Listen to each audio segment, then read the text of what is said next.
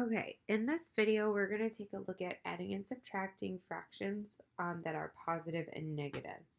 So the first one we're going to take a look at is 6 and 1/4 minus 10. Now, the biggest thing you want to think about, two things actually. First is getting an estimate of where this answer should be close to. So I'm going to actually go ahead and do that first, is estimate.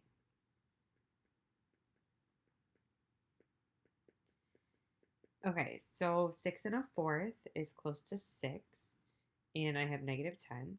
So 6 and -10 is -4. So I know my answer is negative. I know that it's somewhere around -4. So that gives me an idea when I get my outcome, whether or not it's close to my estimate. Now, the other thing you want to keep in mind is what these numbers mean in different ways of writing them, which we've had a lot of practice doing with problem of the day. So I'm going to just first look at this problem a little differently. So I know this means 6 and 1/4 plus -10. I know this also means -10 plus 6 and 1/4. And I also know that this means -10 plus 6 plus 1/4 are all different representations of this number or of this expression. So now what I want to do is kind of chunk this into pieces. So I'm going to go ahead and I'm going to start off by adding together the -10 and the 6. And I know -10 plus 6 is -4, but then I still have to add 1/4 to it. And so now here's where I want to take a look at a number line. Because this is extremely important that we understand where this all falls on a number line.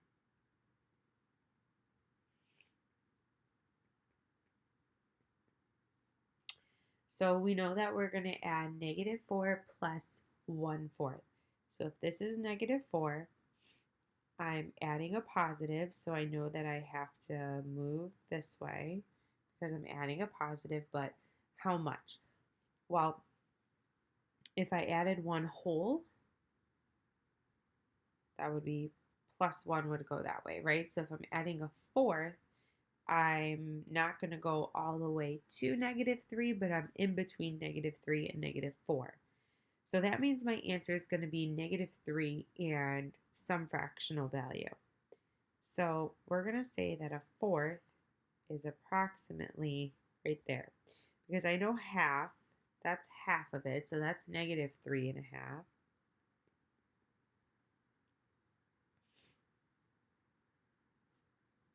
So then if I went a fourth to the right, that would put me right here. But does that mean I have -4 1/4? Does that mean I have -3 1/4? What does that actually mean? So let's take a look.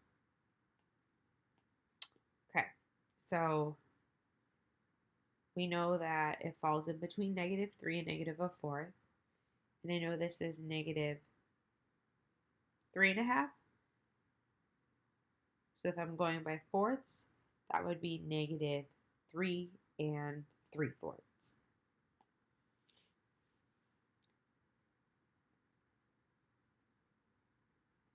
So -4 plus a fourth is -3 3/4.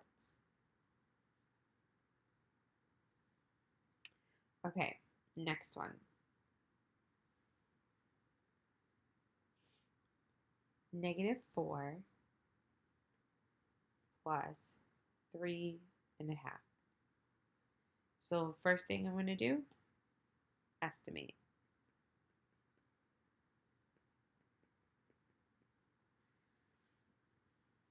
Okay, so I have -4 plus 3.5, we could just say is close to 3. So my estimate should be a negative number and it should be close to -1. So let's just go ahead and rewrite this as many different ways as we can to see what's going to help us best navigate through this. So -4 plus 3.5. Oh, that's the same thing really. So let me do that again. Let's go 3.5 plus -4, or 3.5 minus 4. And I can even take it a step further and break apart 3.5. So I think I'm going to do that. I'm going to go with -4 plus 3 plus a half, and then just take that in chunks. So the first thing I'm going to do is I'm going to add together -4 and 3. And we actually did that in our estimate, and that's -1. But then I still have to add half more to it. So again, picturing on the number line, if you're at -1 and you add a half, we know we're moving towards the right, but not enough to get us to 0. We know that -1 plus 1 gives us 0. So -1 plus a half would give me -1 half.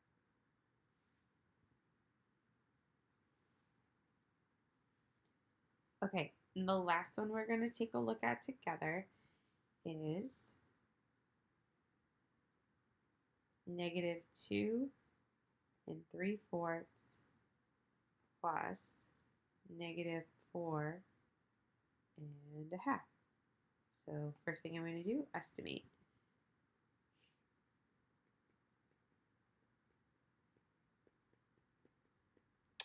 So -2 and 3/4 is closer to -3, and -4.5 we'll say is close to -4. So -3 plus -4 is -7. Okay, so from here, I'm going to just think about all the ways I can rewrite this and then decide which is the best route to go. So I can rewrite this as -2 and 3/4 minus 4.5. I can rewrite this as -4.5 plus -2 and 3/4. I can also say -4.5 minus 2 and 3/4. So those are some of the more familiar ways that we've written them. But what about when I break apart the whole number and its fraction? Well, this is -4 plus a -1/2, because I know that when I combine them back together, I have to get that mixed number. And this is a -2 plus a -3/4. So I can break apart all of that as long as I keep the negative tied to both of those pieces. So when they combine back together, they are equal to that. Okay, so looking at what I have here, this -4 and this -2 I can easily combine together. So I'm actually going to go ahead and rewrite that. -4 plus -2, that's equal to -6. And then I haven't done anything with the -1/2 or the -3/4. But I know I still have to combine these together. So when I'm combining things together, I know that I have to be working with the same denominator. So I have a half, -1/2, and a -3/4. So I want to think about here, since the -3/4 has the larger denominator, I'm going to think about how many halves do I need to make a fourth. And that would be, I would need to double it. So -6 plus -2/4 plus -3/4. So how did I get -2/4? Oops.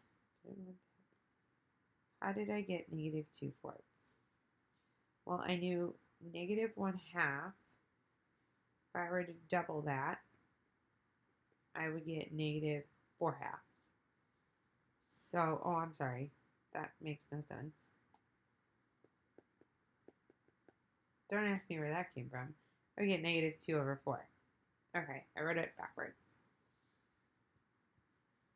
Okay, so -2/4 is equivalent to -1/2. And so now that I'm working with the same denominators, I can add those together. So now I'm going to add together the -2/4 and the -3/4. So I have -6 plus -2/4 and -3/4 is a total of -5/4. So at this last piece here, how many fourths of the 5 that I have make a whole, well, 4 of them do.